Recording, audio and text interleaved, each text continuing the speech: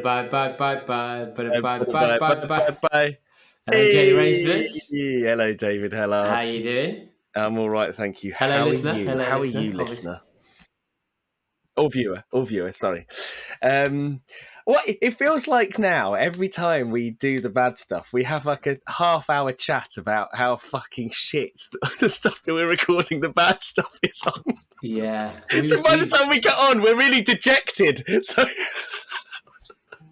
it's crazy. Oh my god. This is a repeat last week, but Zencaster, how are you business?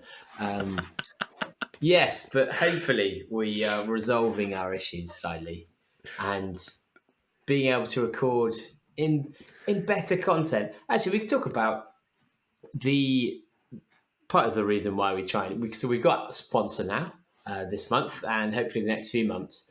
And the reason we're doing that is so we can actually pay to have the good sound recording and good video recording and all of that. And hopefully then it isn't us having to log in using one email, have a huge amount of faff, because it's just becoming so complex now and taking up so much time. So good news, but I guess that explains why, that helps intro into why we now, you may have noticed we've got some sponsors, and we'll be doing more of that. I'd love to know what the listener actually thinks, whether they're like, sold out, or, good, we can get some, this will hopefully help, or maybe things will improve, or maybe things will change for the positive, or whether people just are like, don't waste my time. I don't know. It's funny, isn't it? Considering that for so long we've not had sponsors. We've had like the occasional sponsor, kind of like pop up and we've done like little ads and stuff around it. But then doing it in a much more structured way, because we've got the fabulous Lucy, who is organising our commercial partnerships, as we shall call them now, because we are a very, very serious podcast. And so it's just completely different.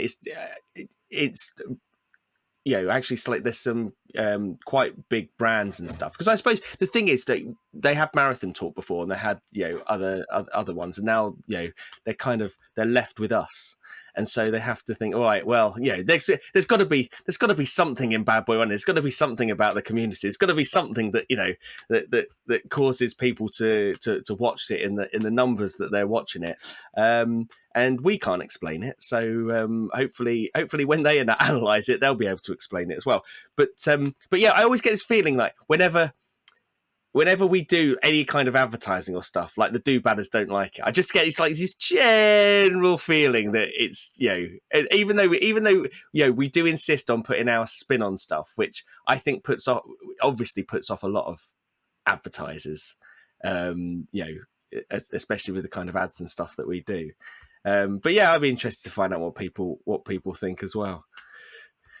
Yeah, and we thought what we'd do for the adverts, because it seems that typically someone would sponsor for a month and they'll get all the episodes that are listened to that month.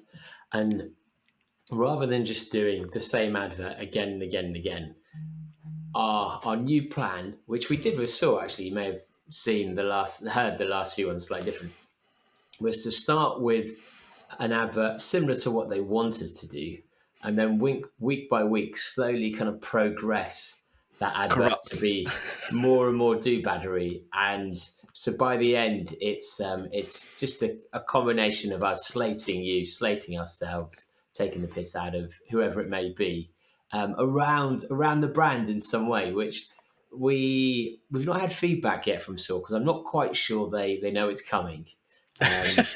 Certainly they haven't approved the last script that we recorded, which you may have heard by now. But I think we found a way of both getting advertising in order to enhance quality, but also creating much more work for ourselves on a week by week basis. It's quite incredible. Yeah, true. Well, our intent was that at least if we're going to do it, we're going to do it in a way that is entertaining for do-badders and still in our style. So when you get a new advert, should someone still want to continue sponsoring us, then don't worry. The next week it will get a little bit more subversive and hopefully entertain you along the way. But we didn't. One thing we've never really known, and Lucy's helped with this. What because we don't want to sacrifice content for the sake of just taking cash, really. And especially with some things like Tim Ferriss's podcast, you get like 12 minutes of adverts. I was thinking it exactly that when you say you listen to Tim Ferriss, you've got to skip it like 15 minutes before he starts talking. Yeah, it's so long, and it's like, oh, genuine. This is what I think, and you're like, oh, I still don't actually buy into anything you're saying. But one of the things that was suggested was kind of interviews with founders, and we tried it with Tim from SOAR, and it was meant to be a 10-minute interview, but actually it was we listened to the episode because it was really fun, and it started off by him getting into his background, and I don't think he was quite prepped for what was going to happen, because as soon as he started saying he used to be a DJ, and you can't start that sentence and expect to just be able to sort of close that off, can you? That's the thing. And that he was on London Fashion Week and all of these, and he obviously was expecting to talk about SOAR, and there was an element of, as soon as I was like, oh, what? How? Well, tell me about this. When did, in his head, I think he thought, this is buying into time we should be talking about SOAR. But actually, it ended up being a full 50 minutes. And about halfway through, I was thinking, yeah, this is really fun. I think this should just be an episode. So I don't think we're going to do that with all of our sponsors, because I'm sure we're going to get some sponsors where there isn't a backstory. They haven't closed out London Fashion Week. They haven't created the playlists of swanky hotels around the UK before Spotify and Pandora existed. So yeah, it was. I don't. So just to set your expectations, we may be having more interviews with founders, but only if we think that it's worth it. Only if we think that it's actually something worth listening to. And that sort of interview I was fascinated by, because a lot of the feedback we've had in the group, not a lot, some of the feedback is on price, which SOAR will always be because SOAR is expensive. And actually we talked about that because, as Bo mentioned, who's a fashion designer herself, that's the cost of having well-designed, sustainable, like well-made products that aren't outsourced to the third world. And so it gets into all of that. And actually, I thought that was really interesting to get a sense. But even we've often talked about how, like, there's some products that you care about. So your trainers, everyone spends loads, really cares about. Socks, most people couldn't give a crap about. Some people spend loads. Some people still trade on what they got 10 years ago. Yeah.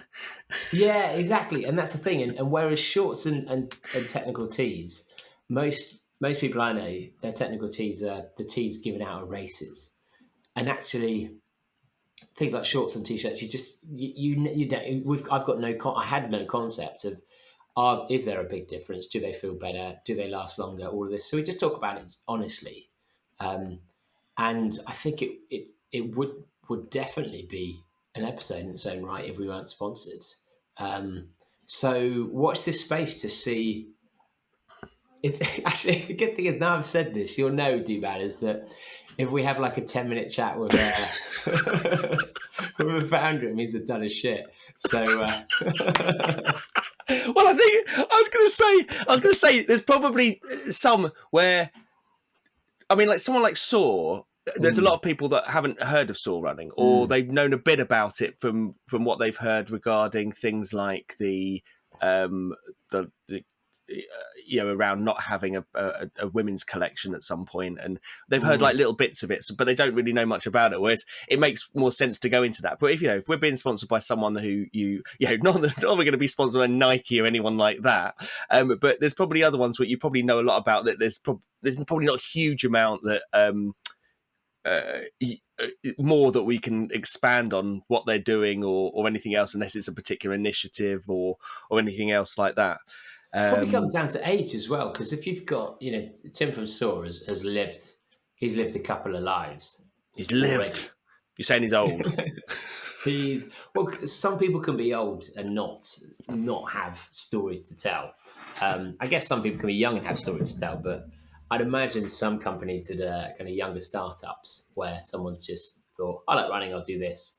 It's not quite got the same deviations that you can take with someone who can entertain you down a pub without talking about running for a single second. But I guess I've So introduced... the way that we'll judge whether a sponsor is worth talking to is, can you talk? You can talk 10 minutes on your product, but can you talk for another 40 to 50 minutes on anything but running, and it still be interesting? That's the way that we judge it. Pretty much, yeah, pretty much. We like to go off on deviations, don't we, with the conversation guests. But have you been watching UTMB? No, I've seen I've seen loads of stuff around it. I certainly saw Dave Stewart come over the line in his BBR top and do press ups, which I think was incredible. But yeah, I saw some stuff about Kilian and of course Comrades is going on at the same time. But yeah, go on. What's your take on UTMB? UTMB. Sum it up for people that didn't follow it. Well, I'd love to hear from Dave or someone else who's been on the ground to get a sense of, does it feel like it's changing from this year where they've had all the hype of the different races feeding into it. Looking at the video of Kilian running in, the crowds are just insane now. The number of people from like 2 miles out. But yeah, Kilian won his fourth, which is amazing. And the question is, does he have COVID? And that's what really? Yeah. Because when he was running in, he wasn't high-fiving anyone. And it almost looked as if he was intentionally not doing that. It could be that he was worried about the person running in, but he didn't look to be running so fast that he thought it'd be caught. It could be that he was just so knackered he just didn't want to have to do that. But it could be that he just thought, I shouldn't be passing people's high fives to others in case one of them's got COVID. But there's a chance he's had COVID. He's got COVID, and he's still thinking, oh, I don't want to pass this to anyone. I think it's unlikely, but given that he couldn't push it Sierras and now his wife had COVID, caught COVID the week before at Strand Fjord. Yeah, who knows? But great race in that. I guess I don't know that much about the female runners. There's the winner has run it before, but I think came third last time. The third place person came seventh previously, but just not as established names. But in the men's, it was all about whether Jim Walmsley was going to do well, having moved to France, and he apparently, according to Matthew, who came second, Jim attacked on a hill, and him and Kilian looked a bit like what's going on, and almost blew up after that and suffered.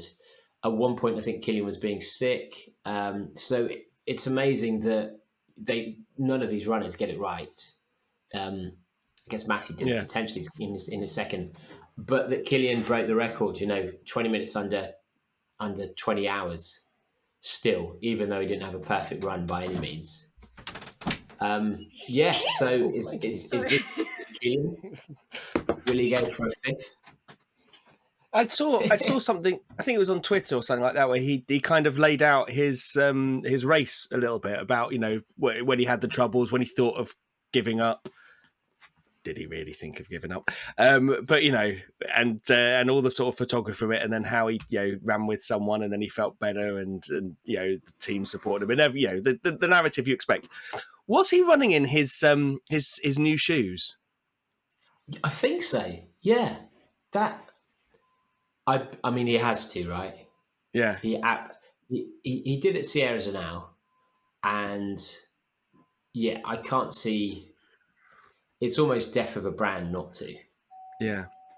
unless he's said it publicly before. Unless he said the shoes aren't ready yet, which they could have done actually. They could have said, actually, we've not tested them at this distance, and so we want to dot dot dot dot. Which, if you're open about it and you're explaining good reasons why, I think that's fair, because a lot of how they're trying to position themselves is just about being honest about everything as a brand. But I believe he won a normal, I think it, so he wore them.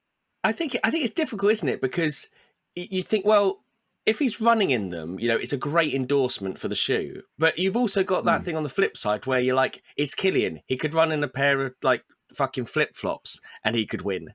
So it's almost, I don't know. There's that credibility thing. Of course, it balances more on the side of, if Kilian's wearing them, they've got to be good. They've been designed by Kilian and everything else. But I do think there's that kind of like credibility thing. He's just like, well, of course, he's going to win anything. It doesn't matter what he does. He's going to win it in whatever he wears. So you think their slogan should be not shit enough that Kilian loses UTMB? Yes, Is basically what you're saying. They don't, not a race killer. Yeah, not a race killer. Not a podium killer. Yeah, I think that's perfect. I don't think any other sports shoe brand has that. So I think they could corner the market with that. Because I know I've been hearing quite a bit about the shoe through various. I've been with Kilian a few times the last few weeks, but also you've been with Kilian. You lucky man. Not with. I mean, he did take his top off. Oh, what? I thought this is very open of you on the podcast talking about this. Is he a gentle lover? True. Or does he just go as fast as you'd expect him to? Killing him softly with his words. With his love. Killing him softly with his love.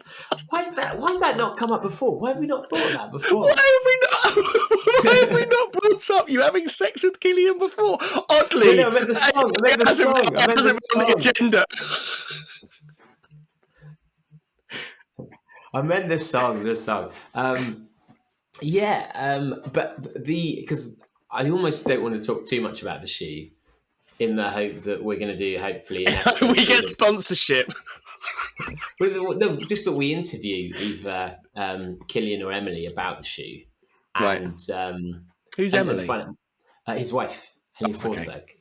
Yeah, right. So they've set up together, but it's fascinating, just the whole story of how it's come about that they've now created this company, and the backer, what happened with Salomon, which I probably can't talk about, and but now how they've decided what the design of the shoe is and what the elements of the shoe are, and how they've almost had to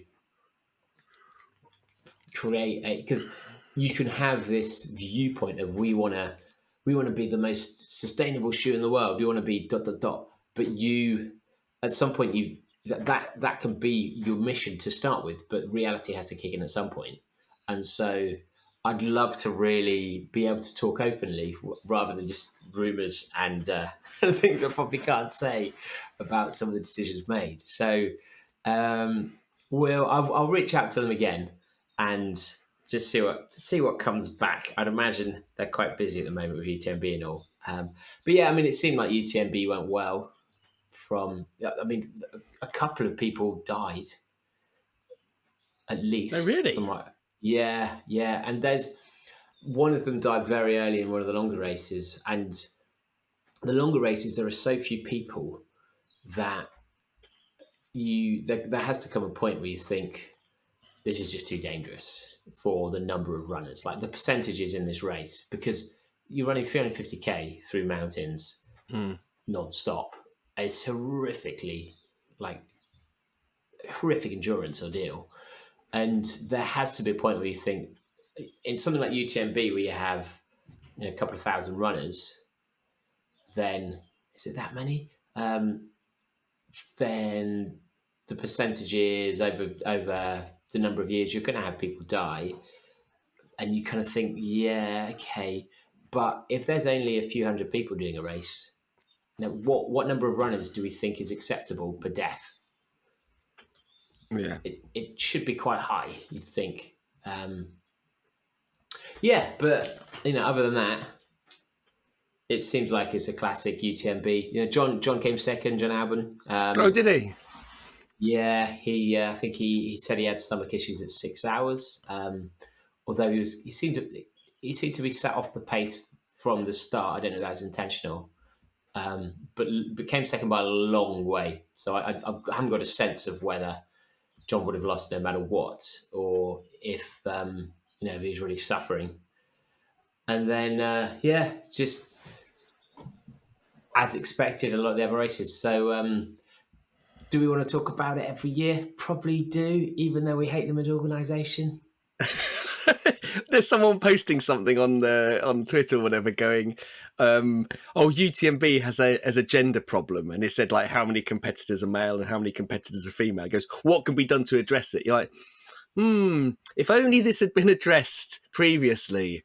I wonder what could be done. Maybe some sort of fucking equality in terms of how women are treated during pregnancy and everything else. It's like none of it's a surprise, none of it's a shock. Yeah, but then are we only happy once races are 50-50? And then what happens if I think as long as there's ease of access and lots of people do it and there aren't obstacles to doing it. There are lots of obstacles to UTMB, massive obstacles, and they're increasing them. But that is another question where are we only happy once we have 50% women, 50% men? But this is quite a general view. Now that the qualification for UTMB is through other events, high-priced Probably events, becomes harder. Yeah. Then predominantly in the West, that women are primary caregivers. If you have families and children, that certainly disadvantages them in a way that it hasn't done before. Where I hadn't thought of that. Must do. It must do. Absolutely. And, when we spoke to Sophie Power. Yeah. Well, when we spoke to Sophie Power, she was saying about how her doing UTMB was like a family challenge, and the family came together for all of that, and there were sacrifices of her husband for the sake of the family to be able for her to do that. And you're right, you can't be going through all these qualifiers as easily if you're a primary caregiver. Wow, I hadn't thought of that. So that's a massive obstacle. It's another obstacle that's been placed there by UTMB by having that system. Unless the only thing might be that if you can only get through it by qualifying now, that if everyone is only in it in qualifying, they could be in a position where they can do 50% male, 50% women, because you'll end up with tactical females who want to do UTMB who aren't very good relative to the other females, thinking, I'll go and do this random qualifier UTMB race in wherever it may be, and knowing that there's only going to be the number of females racing there to qualify. And so, they could change it overnight quite easily with that. But as you say, that's the big obstacle, and you'd end up with lots of people who probably weren't primary caregivers. What makes the most money, David? That's the route it'll go. True. What makes the most money, David? That's the route. It's interesting to see like all these kind of races and stuff like that when like this cost of living crisis and obviously going into recession and everything else like that. Like what impact it has as to the makeup of people doing ultras that cost that amount of money. Who has that? My guess, and I'm interested to hear Do Badders is if there'd be a load of male wealthy competitors who will be able to afford it, and everyone else kind of gets locked out because of cost or whatever. Yeah, and I mean UTMB launching all these races now, like the cost of living crisis is going to be crippling for 100 milers. You'd think international 100 milers, it has to be.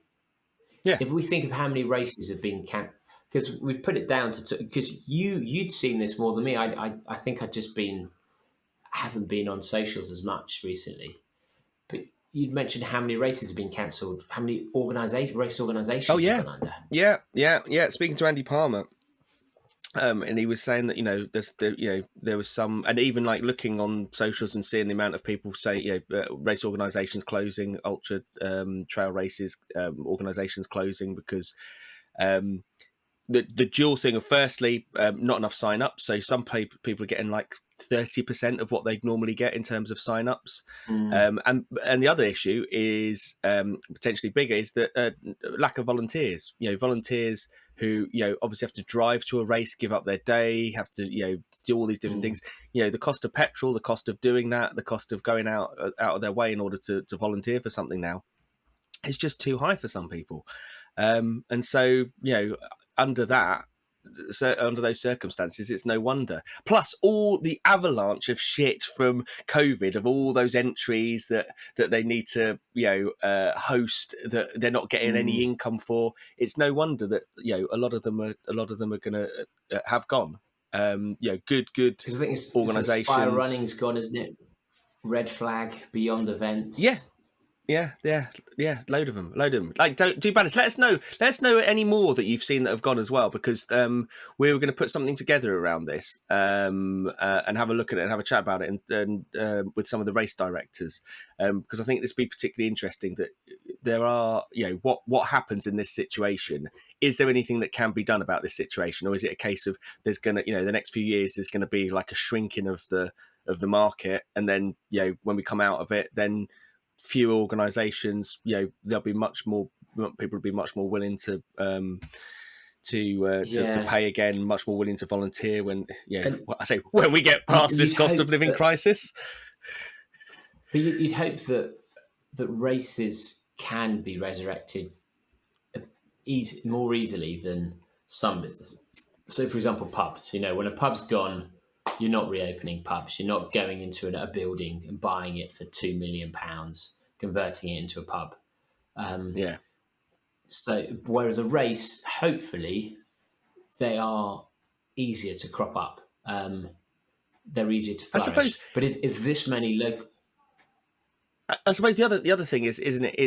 It's local authorities as well. Like local authorities, I don't, it always seems to be a battle with getting, either getting permissions for stuff for local authorities, or the local authorities seeing this as an opportunity to charge and make up shortfulls on other areas where they might be struggling. So and they see running events and other events and stuff as an opportunity to make some money out of it. So I do think it's difficult that once you stop something that happens every year, that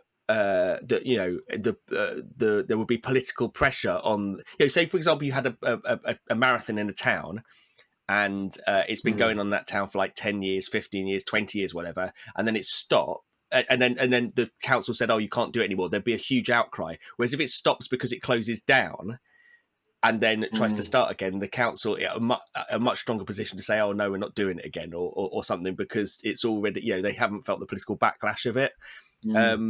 So I definitely not the same as like you say, as a pub, you should be able to start these races again. I was thinking about this the other day. I was thinking about it'd be great to resurrect some of the old races, like the London to Brighton. Like that is such a that would be my number one. Like why? Sure. I want someone to resurrect that, because I wanted to do it. That was one of the ones that was on my bucket list. I remember when before I did the MDS.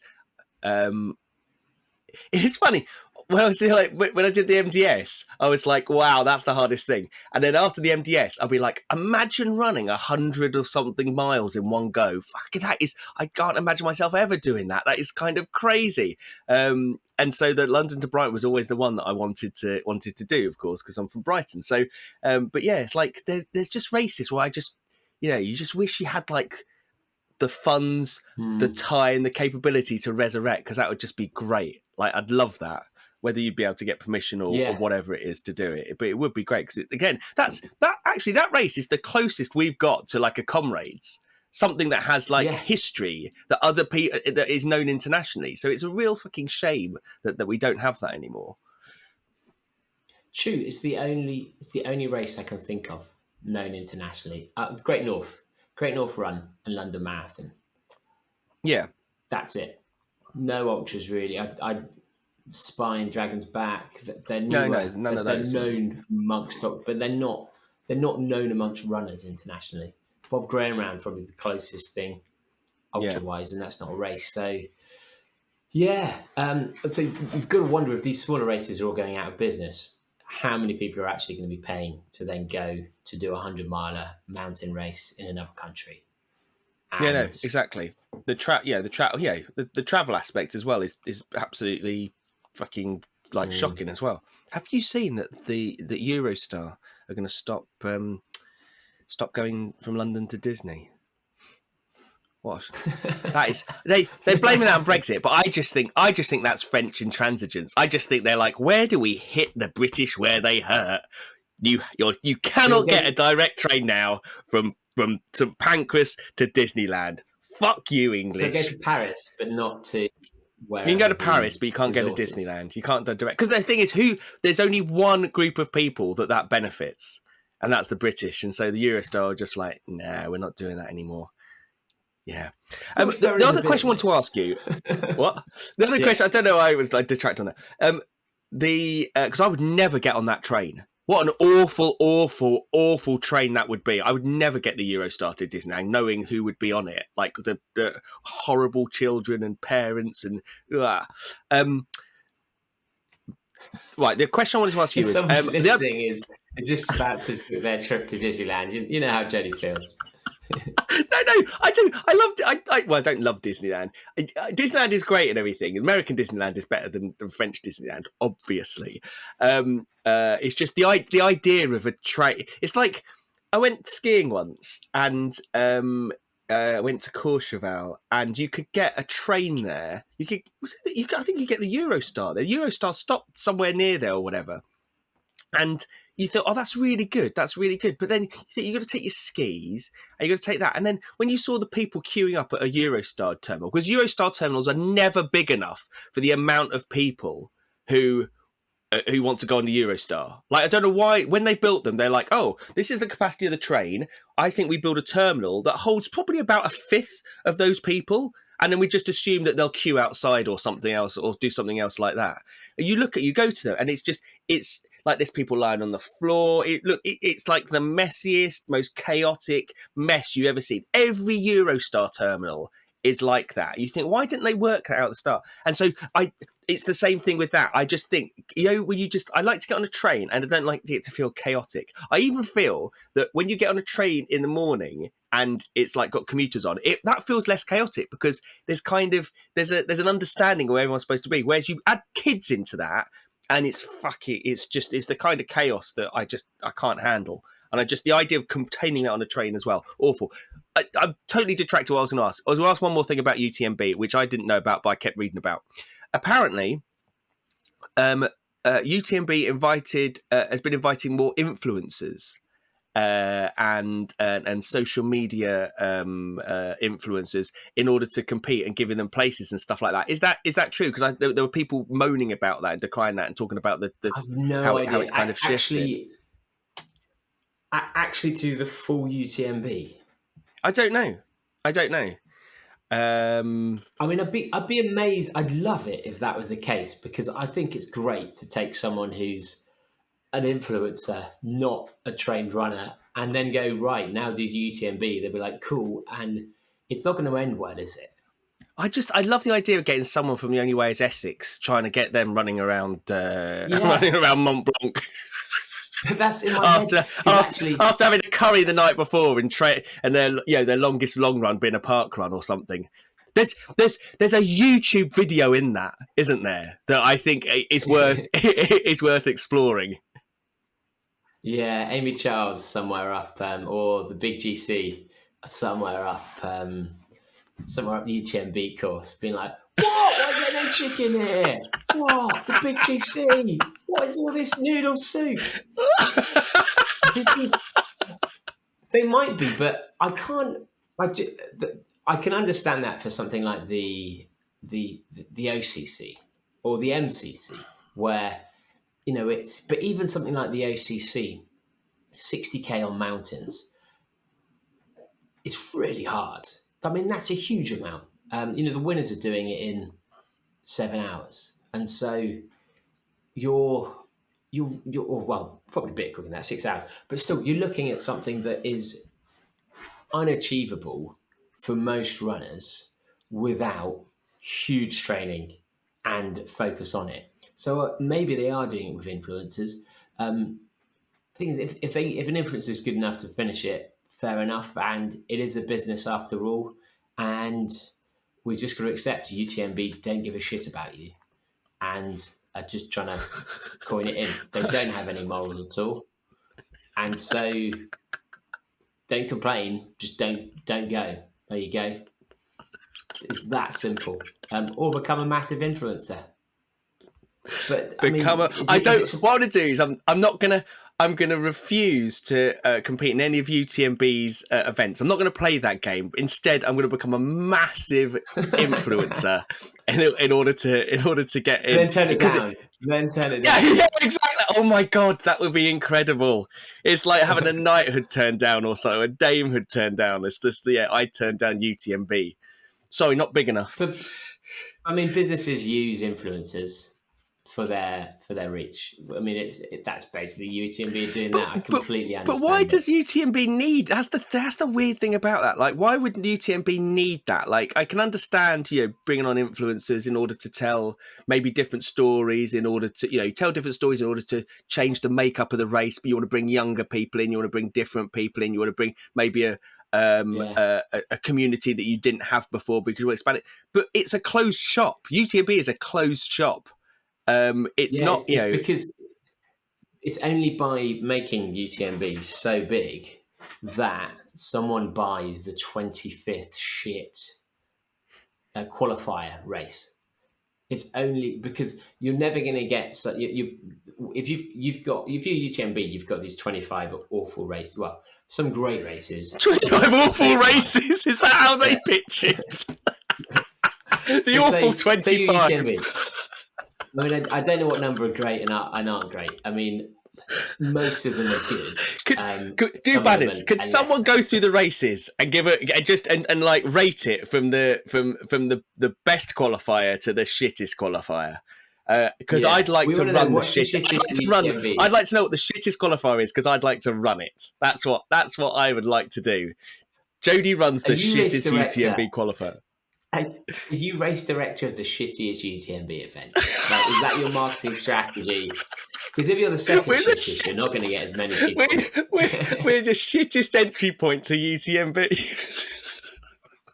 Because actually, they're going to struggle to sell tickets to that just through trying to get influencers to go to that race, because the influencers aren't going to go to that race. They don't care. Yeah. Whereas if they get enough people interested in UTMB, they'll be like, I want to do that. How do I do it? I can't. I can do the closest thing, which is ... So they need to magnify. It's massive. It's oversubscribing even more the entry to UTMB. More down the funnel at the top that then are like, right, what can I do? And then, so I can understand why they do that. I'm sure they'll see lots of people in the... lots of influencers invited to the lesser races as well. But if you got Ben Fogle, if you got James Cracknell, if you had Sean Conway, people like this with massive followings, if you had Jenny Faulkner, someone like that turn up and do UTMB. I like the fact that you're picking everyone around a certain age there. I know, I don't know. Your influencers, David. all influence of a certain age, all Spencer influencers of a Matthews. certain age. Say you chose some. I'm trying to think of endurance influences, but if you chose someone like Kellogg's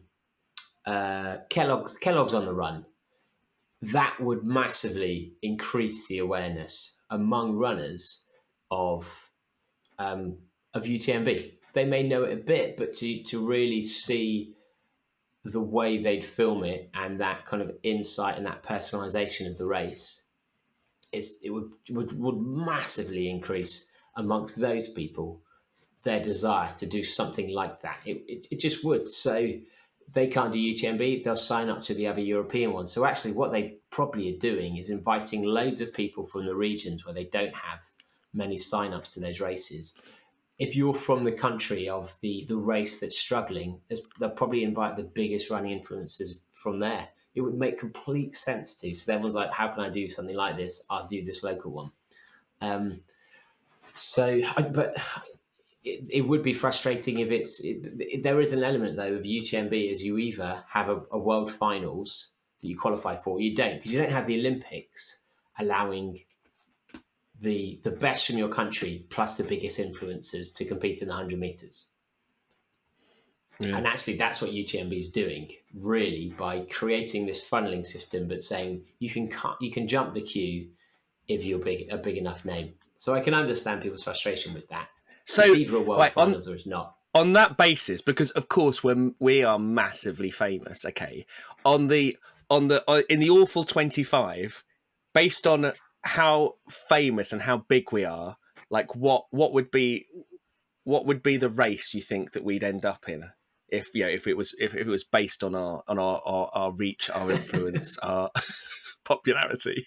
So is there a Chamonix Park run that we can Chamonix Park race? But I'll tell you now, I don't want to do a UTMB event. I think it's wrong.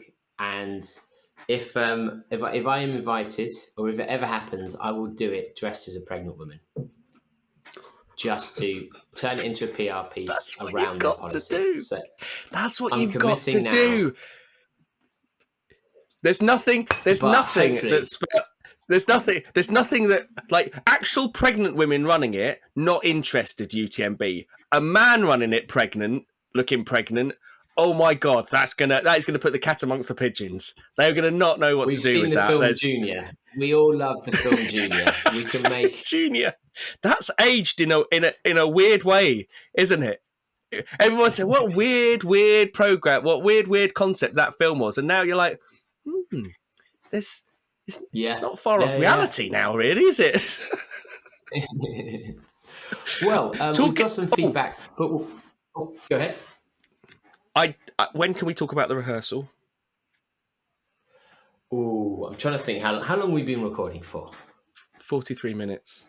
Do we need a good 20 minutes for the rehearsal? Should I watch a few more? I've watched up to third episode. Should I watch the rest of it and then we'll talk about it? Oh, let's do a bit now, and then. Oh, listener. Yeah. David introduced me to Nathan For You, which is an absolutely brilliant program. This guy Nathan, what's his surname? Nathan Fielder. Yeah, Nathan Fielder, where he's like a marketing expert. And what he does, he goes into different businesses and he comes up with these ideas to try and do it. But these ideas are ridiculous. But they're brilliant. They're utterly, utterly brilliant. But he's quite a difficult individual to get on with. He is like purposefully difficult as well. So he has a weird relationship with him, and the whole thing works on the basis of, they don't quite like him, he doesn't quite like them, but it kind of things work, and they kind of go along with it because it's a TV show, and they're like, yeah, this has to make sense because they're suggesting it on this TV show, and he's a business expert who's helping me, so therefore I'll politely kind of go, yeah, we can try that. Yeah, exactly. His suggestions are ridiculous. So Nathan For You was about marketing and about changing businesses, and some of them were absolutely brilliant, and some of them were painful. I think we've talked about this in the past. It's just go and watch it. So the premise behind this this new series called The Rehearsal is that he helps people who are dealing with a difficult situation, or is about to deal with a difficult situation, like admitting something to someone or having a difficult conversation or whatever. He helps them rehearse that situation multiple times with guidance and everything else, so that when it comes to really doing it, they are fully prepared for every eventuality, and they're prepared for the reactions, and they're prepared everything. And the level of detail they go into to creating these rehearsals is insane. Like recreate, like they know that they're going to have a conversation in a bar with a colleague that they know, so they completely recreate the bar. They completely recreate everything. They hire actors who study their friends and other people in order to have the exact same reactions that they Who have. stalk their friends? Who Stalk stalk their their friends friends? in order to have to understand it. Goes to the kind of the level of having the same drinks, everything being kind of exactly the same. So they've realized it. Even Nathan tells them that before meeting them, he has rehearsed going into their flat, going into their apartment or whatever, or their house, and having had a mock-up of the house created so that he could run through all the different situations and how it would go and stuff like that.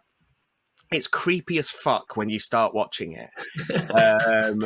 And Nathan has this amazing ability to, of course, be very awkward himself, but he seems to pick people who are just that little bit more awkward than him, and so he kind of creates these situations where he is. It's so difficult to describe. It's one of the most painful things to watch. It is so Yeah. awkward and painful to see someone walking through something like this and him helping them, and it's like it explores like Nathan's own insecurities as well. But I don't know whether it really is exploring his insecurities or whether he is. It gets to a point where you don't know what is real and what isn't, and he's got. It's so hard to explain. Like the But utter also, weird.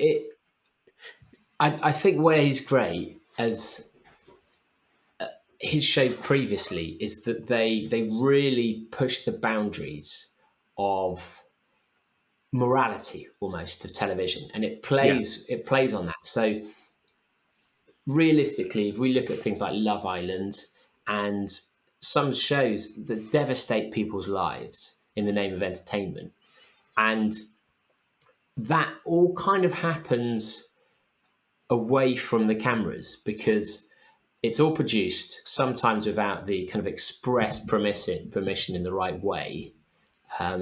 The individuals don't know how it's going to be edited. They don't know how it's going to turn out.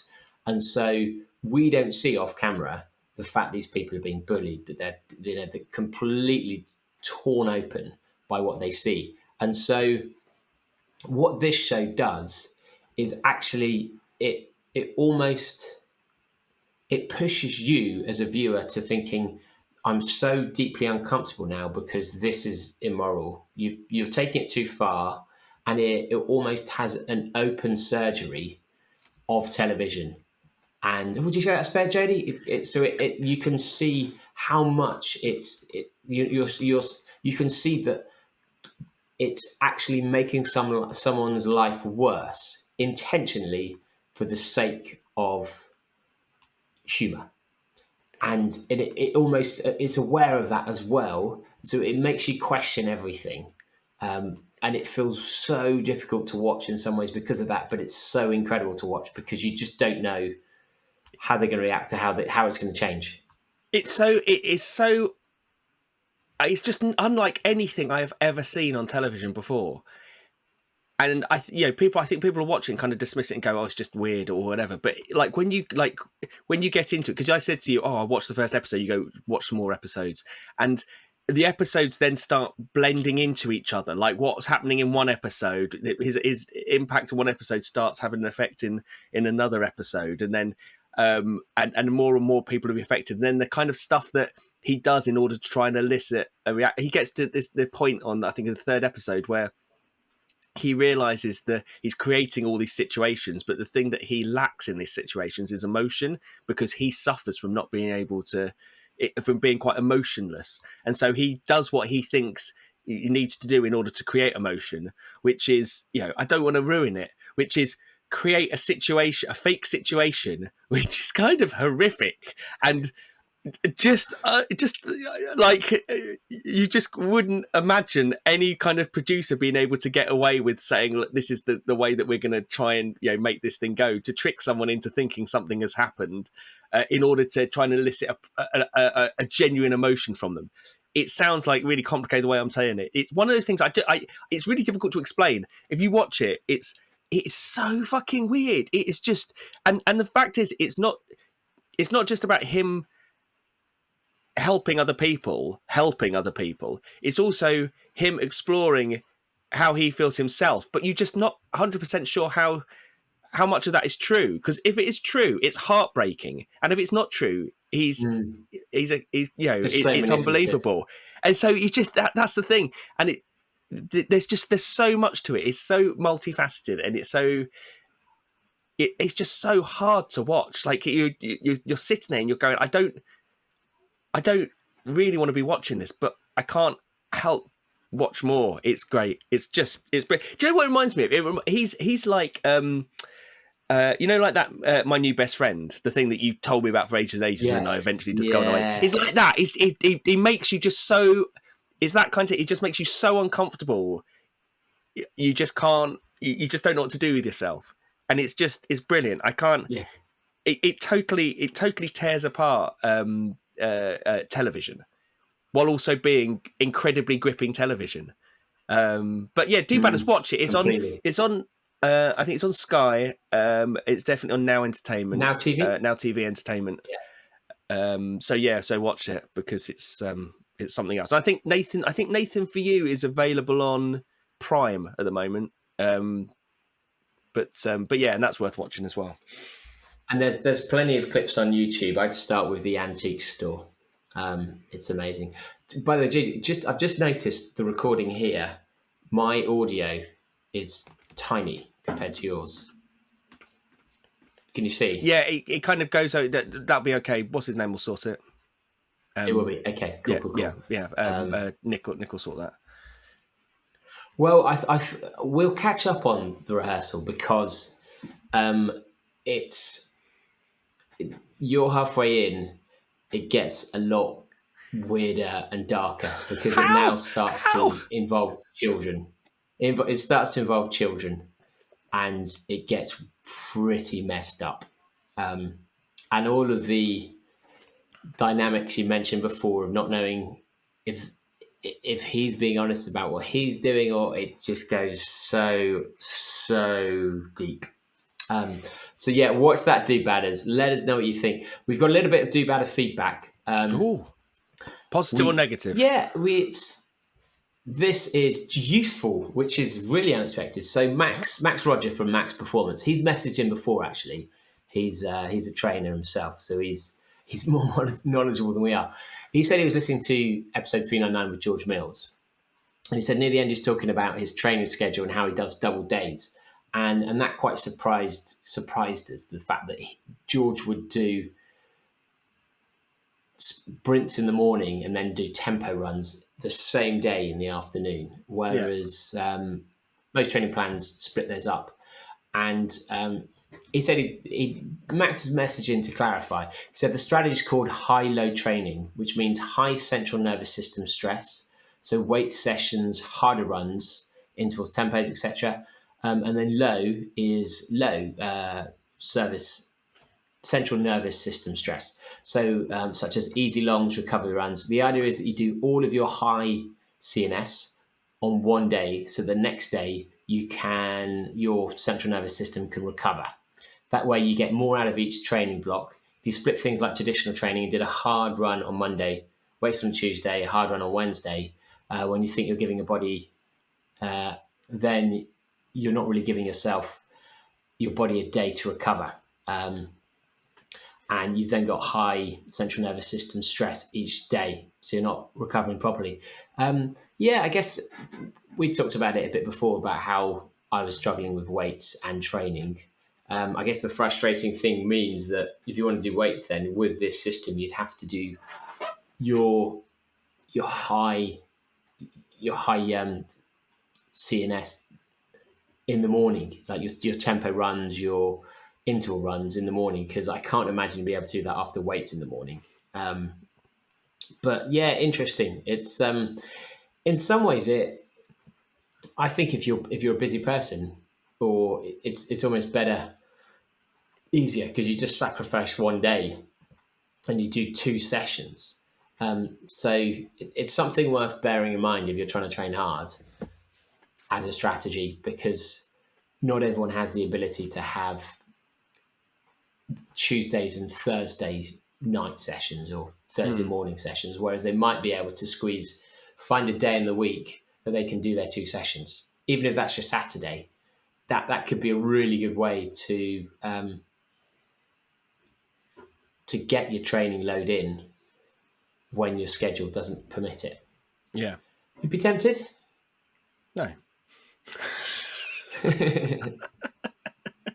I don't know, doing it all in one day. I don't think I've got to that kind of elite level where, you know, that I need to organise my training in such a way. But I'd be absolutely fine. One day. I think for doing it all in one day, I think worth trying. But I imagine that takes a while to build up to, because if you go out and try that, one session is going to. And from what I saw of the On Athletics Club when we trained with them, they, in their morning session, it wasn't like they were going absolutely flogging themselves at, doing the session as hard as they could. They were holding a little bit back, and I get the sense that they hold a little bit back in every session, more than you necessarily think. So they're probably doing that rather than 100% of what the session is, at kind of 85% of it. So people like Richard Mack and the speedsters, or the people training internally, you tried it, let us know. Give us your views. So email letters@badboyrunning.com or David at. If you've got any guest suggestions for guests, then message me directly on Instagram or David at. We've got a few suggestions coming recently, so thank you for those. I'm working my way through them. And we are going to, what should we ask? We're going to ask in the group whether, now that to qualify for UTMB, you need to do more races, given that women are still the primary carer more than men. Does this mean it's even less likely females will run UTMB? We'll ask that in the group. So if you've got a view on that, go and either message us directly or get in the group and say. And if you want to join the Facebook group, head to Facebook, type in Bad Morning Podcast, answer 3 questions and join the discussion in there. We have got some very exciting news coming up about merch very, very soon. We're having a bit of an overhaul, bit of a redesign as well, which, again, get in the group, and because that's when we're going to kind of reveal it. If you want to buy merch and don't want to wait for that, you can go to store.badboyrunning.com. And just to say it, David, did you know that it has passed us by, but we are now over 400 episodes? Oh, right. No, I didn't know. No. Of course I didn't know. God, we're so disorganised at the moment with an overwhelming This should be episode 401. Wow. If I've got it right, this should be. If this is coming out next week, this is either going to be 401 or 403. So we'll have missed it by loads, or we would have just missed it. Wow. Well, we probably should celebrate the 500th, shouldn't we? Remember when we used to celebrate episode 150? That used to be the joke, didn't it? Like because we thought we'd never get to episode. I don't know. Celebrate. I don't know if the listeners celebrate every episode. I don't know, but we've yeah. So I can't even remember the bit, because was it the Simpsons used to say that they were going to produce enough episodes before they started doing it, but they wanted to produce enough so you could watch a different Simpsons every day. And so this is the great thing, isn't it? That you can, with BBR, you can listen to a different episode every day. And what a shit year that would be. Just think how good you could be at a skill if you'd taken that time to actually invest in your life rather than just listening to this drivel. Be a black belt martial artist.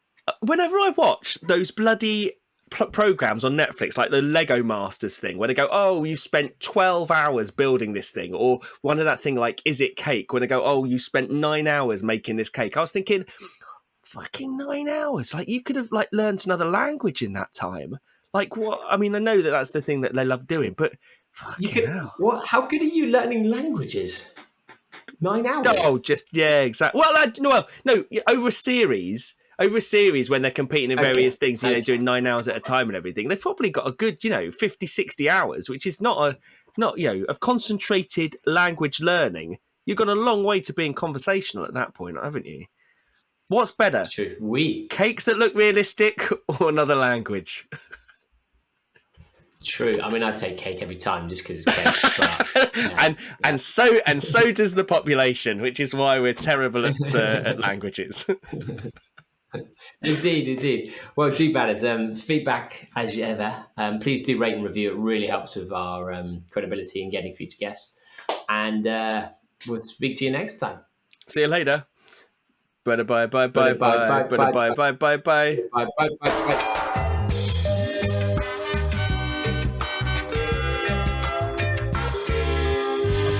Fuck you, buddy.